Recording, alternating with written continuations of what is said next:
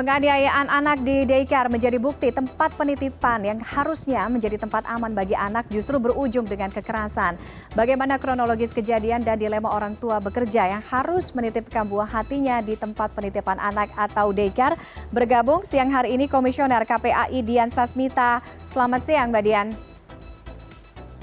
Selamat siang Mbak Tiffany. Dan kami masih juga coba untuk menghubungi pihak kuasa hukum atau pengacara dari keluarga korban yaitu Leon Maulana, namun sampai dengan sekarang belum mengangkat atau bergabung dengan diskusi kita. Saya akan ke Mbak Dian terlebih dahulu. Mbak Dian dari KPAI, bagaimana memastikan bahwa pelaku atau tersangka tempat pemilik penitipan anak tersebut mendapatkan hukuman yang setimpal dan mendampingi dalam proses hukum bagi keluarga korban?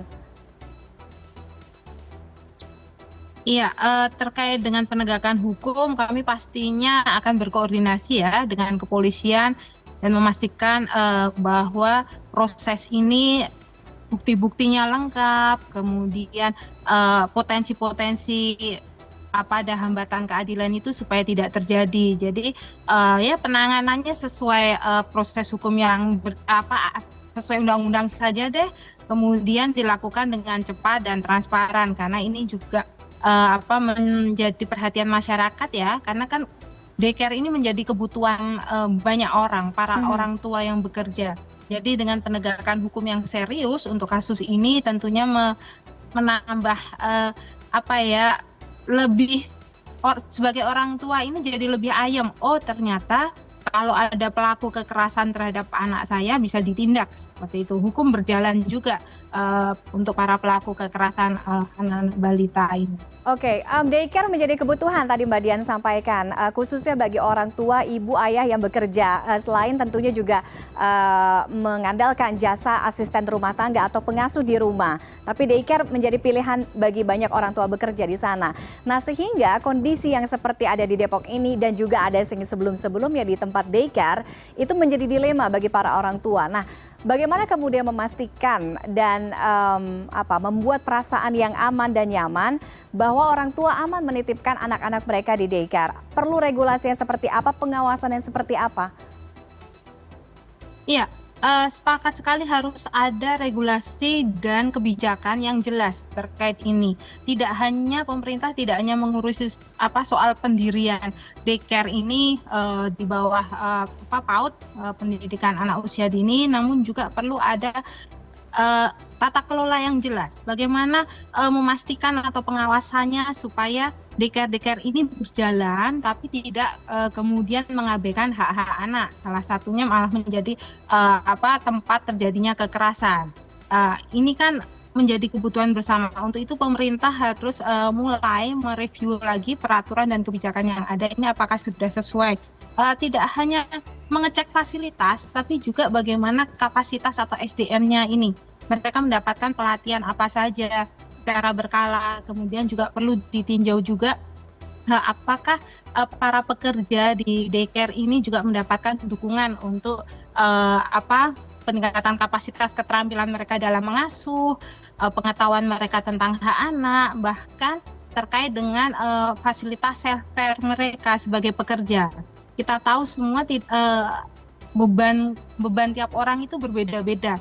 Kemampuan tiap orang, kemampuan mental mereka juga berbeda-beda. Untuk itu perlu juga diberikan fasilitas dukungan kepada para pekerja di daycare ya, untuk bagaimana supaya bisa mengelola emosi mereka, sehingga ketika mereka berhadapan dengan anak, mereka bisa meminimalkan praktek-praktek yang punya potensi mencederai anak, misalnya membentak, memukul dan lain-lain.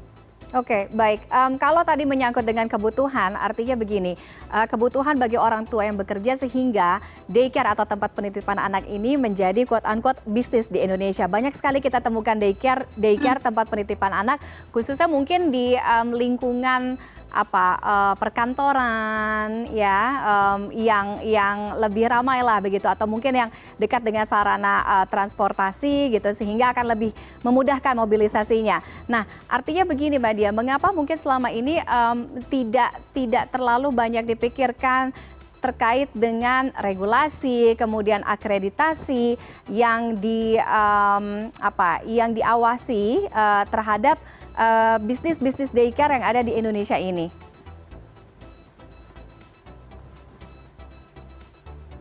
Iya, jadi ketika kita negara lemah dalam proses pengawasannya, maka yang akan menjadi korban itu pasti selalu anak, bukan orang dewasa. Tapi korban yang paling terdampak anak. Anak kan kemampuannya sangat terbatas, apalagi anak-anak yang berada di daycare kan. Mereka anak-anak yang masih kecil-kecil sekali. Untuk itu perlu sekali kita dorong bersama pemerintah kembali yuk mereview kebijakannya seperti apa. Akreditasi salah satunya, tapi tidak hanya berbatas pada dokumen-dokumen saja, tapi juga bagaimana memastikan kebijakan itu berjalan. Kemudian memastikan juga pengawasan secara berkala, ini penting sekali. Daycare ini saya sepakat menjadi bisnis yang menggiurkan ya, tapi dalam prinsip-prinsip hak anak, kepentingan bisnis itu tidak boleh mengalahkan hak-hak anak. Betul. Jadi yang perlu diutamakan adalah bagaimana memastikan anak-anak kita aman, nyaman ketika berada di lembaga pengasuhan di luar rumah. Nah ini menjadi tanggung jawab bersama khususnya kepada pemerintah menghasilkan regulasi dan kebijakan yang benar-benar melindungi anak-anak kita.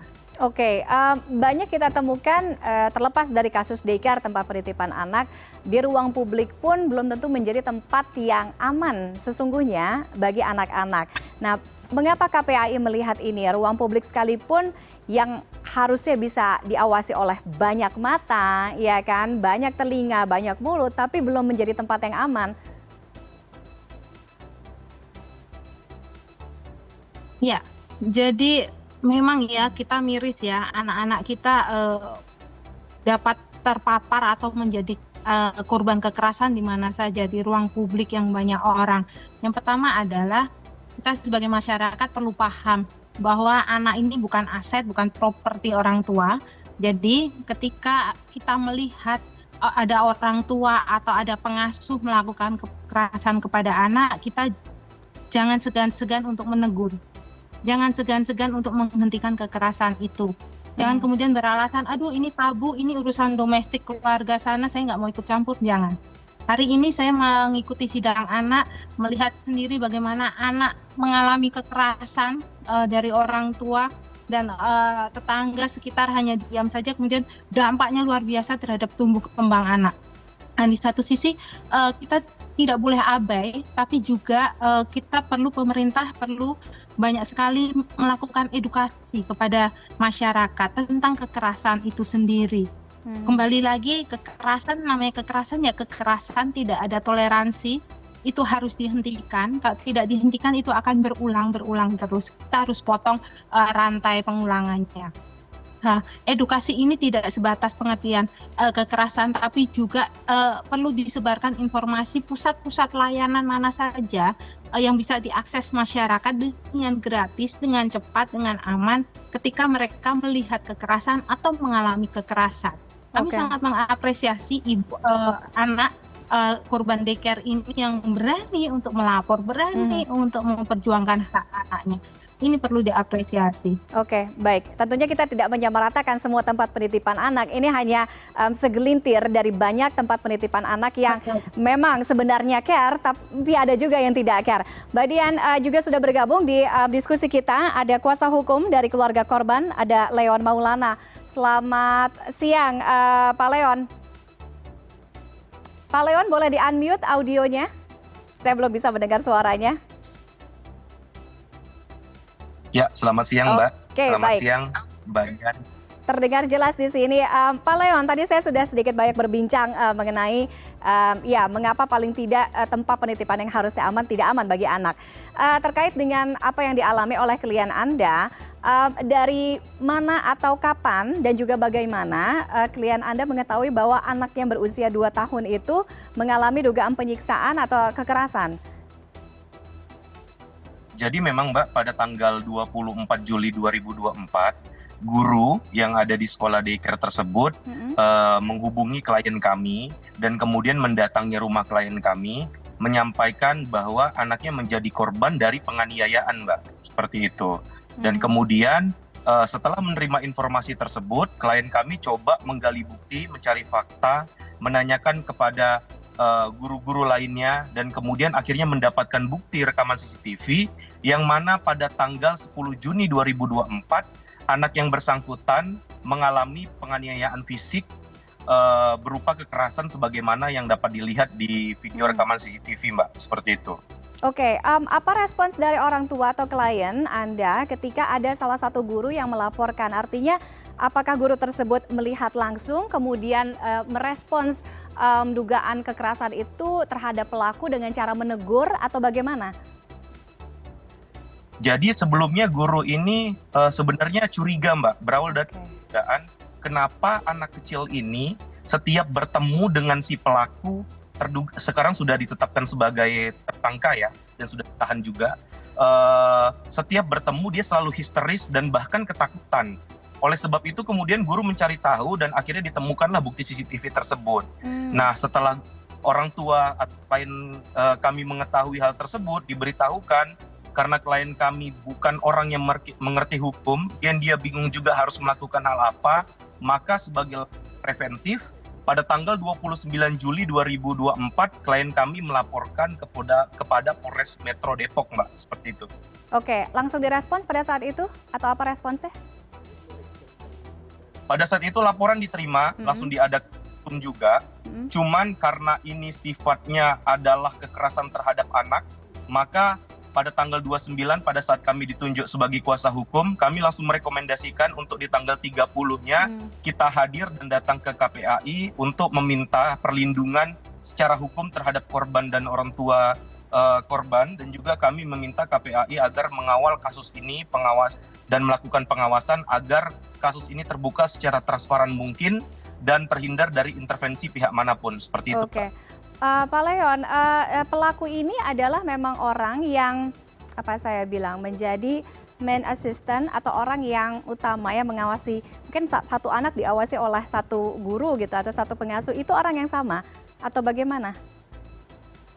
Jadi sebenarnya di daycare tersebut kan ada pengasuh dan guru-guru. Memang dia ini selaku owner dari daycare tersebut. Berdasarkan keterangan dari guru pada saat itu, pada saat si pelaku masuk ke dalam ruangan, memang guru yang menjaga itu disuruh masuk ke ruang PAUD untuk memberikan pengajaran kepada anak lainnya. Sehingga posisi di dalam ruangan itu tidak ada pengasuh, seperti itu, Mbak. Hanya beliau sendiri. Oke, kalau tadi kalau saya tidak salah tangkap tanggal 24 kemudian ada jeda waktu ya untuk proses ini. Ketika pertama kali mendapat laporan, orang tua korban apa tindakannya? Bertanyakah kepada pemilik daycare apakah betul ada tindakan tersebut, begini, begitu? Apa jawabannya pada saat itu, mengakui atau tidak? Jadi Mbak, memang orang tua ini kan seperti saya sampaikan, mereka sangat hati-hati, mereka tidak berani salah melangkah, maka mereka sebenarnya tidak ada menghubungi pihak si pelaku tersebut. Akan tetapi apabila kita tarik mundur di tanggal 10 Juni 2024, pada saat anak tersebut mengalami kekerasan, pada saat dijemput pulang di rumah mengganti baju anak tersebut, orang tua melihat ini kok ada luka lebam di bagian punggung dan juga di bagian dada si anak. Kemudian orang tua mengklarifikasi kepada admin resmi dari daycare tersebut. Akan tetapi tanggapannya bahwa anak tersebut tidak ada jatuh, anak tersebut tidak ada hal-hal apapun di sekolah yang menyebabkan anak tersebut luka. Itu tanggapan dari pihak sekolah pada saat itu, Mbak. Seperti itu. Makanya pas di tanggal 4 setelah mengetahui, langsung membuat laporan polisi di tanggal 29. Baik. Pak Leon, tersangka atau pelaku sudah ditetapkan sebagai tersangka, diamankan, tapi tadi dari informasi yang kami terima, pelaku enggan untuk meminta maaf kepada keluarga korban. Tanggapan dari Anda dan klien? Sebenarnya ini beberapa sudah ada yang menanyakan, Mbak, bagaimana kalau pelaku minta maaf, bagaimana pelaku tidak minta maaf. Tentunya ya, Mbak, ya, kekerasan pada anak itu adalah sebuah tindakan yang sangat keji, tindakan yang sangat kejam, tidak memiliki hati nurani, dan bukan tindakan kemanusiaan yang patut dimaafkan sebenarnya. Tapi orang tua menyatakan bahwa kalau memang yang bersangkutan minta maaf, kami akan maafkan, tidak apa-apa. Tetapi prosedur hukum tetap berjalan. Kami mau yang bersangkutan diberikan sanksi sesuai dengan prosedur hukum yang ada. Seperti itu, Mbak. Oke. Baik, apalagi ada tambahan satu laporan kasus dari rekan kami tadi di lapangan menyampaikan. Terima kasih sebelumnya ada Bapak Leon Maulana, pengacara dari keluarga korban, dan juga Dian Sasmita, Komisioner KPAI sudah bergabung dengan CNN Indonesia Connected siang hari ini. Selamat siang.